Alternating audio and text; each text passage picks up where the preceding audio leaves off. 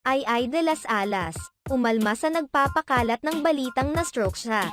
Nagpahayag ng pagkadismaya ang komedyanteng si Ay de las Alas matapos siyang ma-feature sa isang advertisement para sa isang health supplement nang walang pahintulot. Sa kanyang Facebook post, ipinagdidiinan ni Ay na hindi siya endorser ng anumang produkto.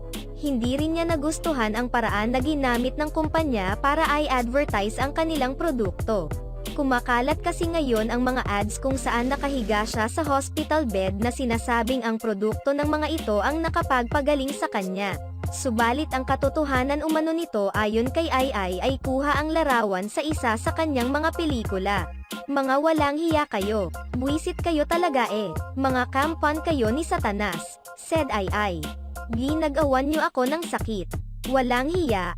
Ginamit nyo pa yung picture ko doon sa teleserye namin eh. Yung Rising Mamay, na may sakit ako sa ospital. Mga walang hiya kayo. Yun pa yung talagang ginamit nyo para makapagbenta kayo niyang tinitinda niyong produkto.